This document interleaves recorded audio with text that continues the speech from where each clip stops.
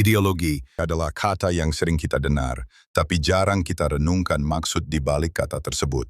Banyak yang menganggapnya cuma teori sesuatu yang jauh dari kehidupan sehari-hari. Padahal ideologi bukan sekadar pikiran. Dia adalah napas sebuah peradaban. Setiap bangsa yang besar, setiap gerakan yang bertahan, setiap sistem yang menjelma menjadi kebudayaan, semuanya dimulai dari satu titik, yaitu cara kita memandang dunia yang diyakini bersama. Dan disitulah ideologi bekerja. Bukan sebagai dekorasi pemikiran, tapi sebagai fondasi kehidupan. Lihatlah sejarah. Tak ada revolusi yang lahir hanya karena lapar. Tak ada bangsa yang merdeka hanya karena ingin bebas. Di balik setiap perjuangan, selalu ada keyakinan kolektif tentang dunia seperti apa yang layak kita perjuangkan.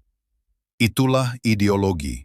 Ia memberi arah, ia memberi makna, dan ia memberi kekuatan untuk bertahan, bahkan saat harapan tipis. Ia bukan hanya jawaban dari pertanyaan politik, tapi juga dari pertanyaan paling mendasar manusia, yaitu, kita hidup untuk apa? Ketika ideologi hadir, ia menyusun ulang cara kita berpikir. Ia menentukan apa yang dianggap benar, apa yang disebut salah, siapa yang layak dipimpin, dan siapa yang layak memimpin. Ia menyelinap dalam bahasa, dalam kurikulum pendidikan, dalam narasi media, bahkan dalam cara kita mencintai atau membenci sesuatu. Tanpa sadar, kita menghirup ideologi setiap hari dari cara berpakaian, memilih pekerjaan, hingga cara memandang bangsa lain.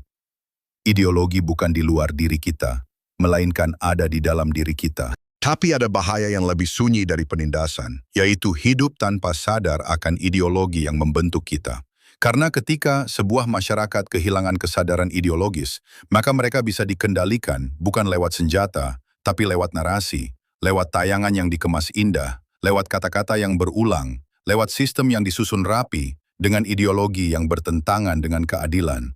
Dan saat itu terjadi, manusia berhenti jadi subjek yang berpikir.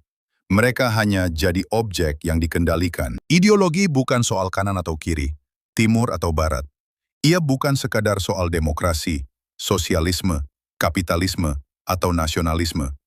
Ideologi adalah tentang bagaimana manusia memandang dunia ini.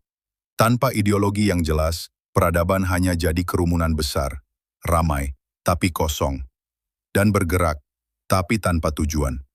Maka jika kamu bertanya, kenapa kita seperti ini? Kenapa sistem terasa timpang? Kenapa keadilan seperti ilusi?